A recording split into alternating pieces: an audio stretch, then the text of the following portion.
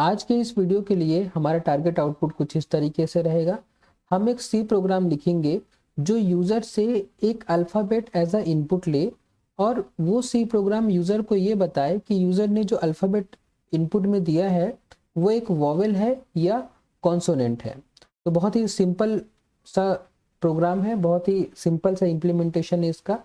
अगर आपने मेरी पुरानी वीडियोस देखी हैं और स्पेशली अगर आपने मेरी लास्ट वीडियो देखी है तो आप समझ पा रहे होंगे इस प्रॉब्लम को कैसे सॉल्व किया जा सकता है। तो अगर आप समझ रहे हैं इस प्रॉब्लम को कैसे सॉल्व किया जा सकता है तो आप अभी ये वीडियो पॉज करिए और ये प्रॉब्लम को आप खुद से सॉल्व करने की कोशिश करिए। और अगर आप इस प्रॉब्लम को सॉल्व नहीं कर पाते हैं तो आप इस वीडियो को फिर कंटिन्यू करिए। तो चलिए, इस पर्टिकुलर प्रॉब्लम के लिए सी प्रोग्राम लिखने से पहले हम इस प्रॉब्लम को सॉल्व करने के पीछे जो ज़रूरी लॉजिक है उसको समझ लेते हैं। उसके बाद हम इस प्रॉब्लम को सी लैंग्वेज में इम्प्लीमेंट करेंगे। इस प्रॉब्लम में हमें यूज़र से एक अल्फ़ाबेट एज अ इनपुट लेना है। हम यूज़र से जब एक अल्फ़ाबेट इनपुट लेंगे तो हमें चेक करना है कि ये जो अल्फ़ाबेट यूज़र ने दिया है ये वॉवेल है या कॉन्सोनेंट है। जैसा कि आप जानते हैं कि ए ई आई ओ यू वो अल्फ़ाबेट्स हैं जिन्हें हम वॉवेल्स कहते हैं और इनके अलावा जो सारे अल्फ़ाबेट होते हैं हम उन्हें कॉन्सोनेंट कहते हैं। जैसे बी एक कॉन्सोनेंट है, सी एक कॉन्सोनेंट है, डी एक कॉन्सोनेंट है, इसी तरीके से एस एक कॉन्सोनेंट है। तो ये सारे कॉन्सोनेंट कहलाते हैं। तो अब देखिए, हमें ये बताना है कि यूज़र ने जो अल्फ़ाबेट इनपुट में दिया है वो एक वॉवेल है या कॉन्सोनेंट है। तो इस चीज़ को इम्प्लीमेंट करने का लॉजिक एकदम स्ट्रेट फॉरवर्ड होगा। हमें बस ये चेक करना है कि यूज़र ने जो अल्फ़ाबेट इनपुट में दिया है वो ए ई आई ओ यू में से कोई एक है या नहीं है। अगर इनमें से कोई है वो अल्फ़ाबेट जो यूज़र ने इनपुट में दिया है तो हम बोलेंगे कि वो इनपुट वॉवेल है, अदरवाइज वो इनपुट जो है वो कॉन्सोनेंट है। तो एकदम सिंपल सा लॉजिक है। मुझे लगता है कि आप लोग इस लॉजिक को बहुत आसानी से इम्प्लीमेंट कर पाएंगे। अगर कर सकते हैं तो प्लीज़ आप खुद से ट्राई करिए, नहीं तो अगर आप नहीं कर पा रहे हैं तो मैं अब इसका कोड लिखने जा रहा हूँ। आप उस कोड को देख के समझ सकते हैं कि कैसे इस तरीके की प्रॉब्लम को हम इम्प्लीमेंट कर सकते हैं सी लैंग्वेज में। तो इस पर्टिकुलर प्रॉब्लम को सी लैंग्वेज में इम्प्लीमेंट करने के लिए सबसे पहले हम वेरिएबल डिक्लेयर कर लेते हैं। वेरिएबल जो होगा वो कैर टाइप का होगा और हम यूज़र से एक अल्फ़ाबेट इनपुट में ले रहे हैं, इसलिए हम वेरिएबल का नाम अल्फ़ा रख लेते हैं। अब हमें क्या करना है, हम यूज़र को मैसेज देंगे कि प्लीज़ एंटर एन अल्फ़ाबेट। हमने यूज़र से कहा कि एक अल्फ़ाबेट एंटर करिए। अब यूज़र ने जो अल्फ़ाबेट एंटर किया, हमने क्या किया, उस अल्फ़ाबेट को हमने अल्फ़ा नाम के वेरिएबल में स्कैनफ की मदद से हमने स्टोर कर लिया। ओके, अब हमारा काम बस क्या है कि हमें चेक करना है कि यूज़र ने जो अल्फ़ा नाम का वेरिएबल हमें इनपुट में दिया है वो कहीं ए तो नहीं। अगर वो ए है तो अच्छी बात है, ये एक वॉवेल है।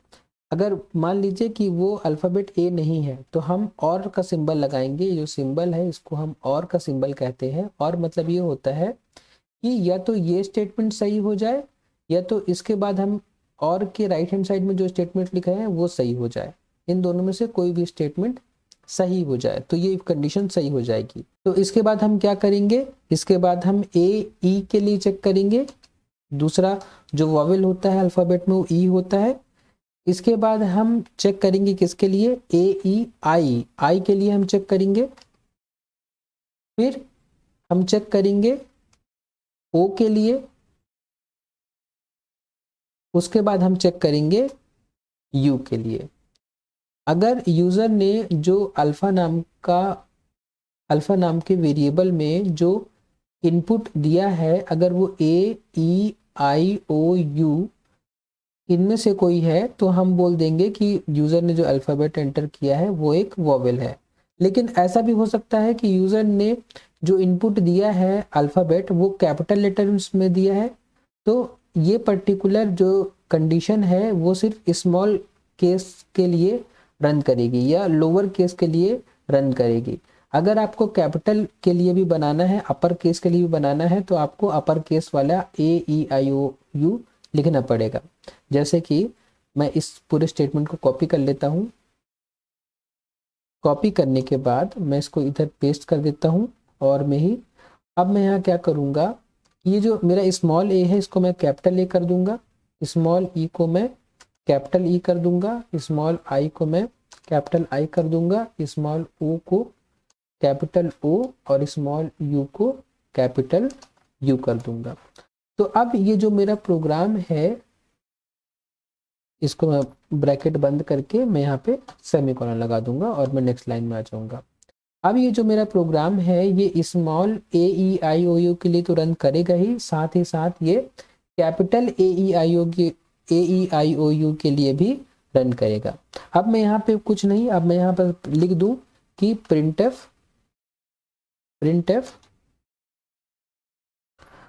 %C is a वॉवेल और %C की वैल्यू कौन से वेरिएबल में है, अल्फा नाम के वेरिएबल में।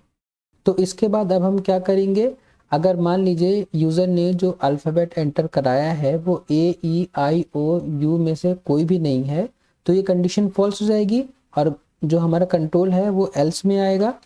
और एल्स में जाके हम क्या करेंगे, हम प्रिंट करा देंगे कि यूजर ने जो इनपुट दिया है वो क्या है, वो वॉवेल नहीं है, वो क्या है, कॉन्सोनेंट है। तो हम यहाँ प्रिंट कर देंगे कॉन्सोनेंट। ओके, तो आई गेस ये प्रोग्राम अब सही है। हम इसको रन करते हैं। रन करने के बाद देखिए ये आउटपुट आया, प्लीज एंटर एन अल्फाबेट। मैंने एक अल्फाबेट एंटर कर दिया ई। अब देखिए ई इज अ वॉवेल। अगर मैं ई के अलावा स्मॉल ई भी एंटर करूंगा तो वो भी वॉवेल आएगा। स्मॉल ई मैंने एंटर किया, देखिए ई इज अ वॉवेल। अब इसके अलावा अगर मैं कुछ और इनपुट देता हूँ, देखिए जैसे कि मैंने दिया एफ, तो एफ इज अ कॉन्सोनेंट। तो काफ़ी इजी प्रोग्राम था।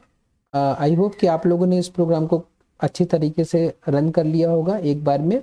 अगर आप इस वीडियो को बहुत अच्छी तरह से समझ गए हैं तो ये प्रॉब्लम आपको एक बार खुद से ट्राई करना चाहिए। ये प्रॉब्लम क्या है, ये प्रॉब्लम है कि write a C program to input any character and check whether it is alphabet, digit और स्पेशल कैरेक्टर। तो इसमें करना क्या है आपको कि आपको एक सी प्रोग्राम लिखना है जिसमें आपको यूजर से एक इनपुट लेना है, एक कैरेक्टर इनपुट में लेना है और आपको चेक करना है कि यूजर ने जो कैरेक्टर इनपुट किया है वो अल्फाबेट है या डिजिट है या स्पेशल कैरेक्टर है। तो काफ़ी मिलता जुलता प्रोग्राम है, जैसे हमने लास्ट के 2-3 प्रोग्राम बनाए हैं लगभग वैसा ही है। अगर आप उन तीनों प्रोग्राम को मिला देंगे तो ये प्रोग्राम बन जाएगा। तो काफ़ी ईजी प्रोग्राम है। तो आई गेस कि आप ये प्रोग्राम कर पाएंगे, और अगर नहीं कर पाते तो आप प्लीज़ मुझे कमेंट बॉक्स में बताइए, और कर लेते तो भी आप मुझे कमेंट बॉक्स में बताइए। और हम फिर मिलेंगे नेक्स्ट वीडियो में ऐसे एक इंटरेस्टिंग प्रॉब्लम के साथ। तब तक के लिए थैंक्स फॉर वॉचिंग।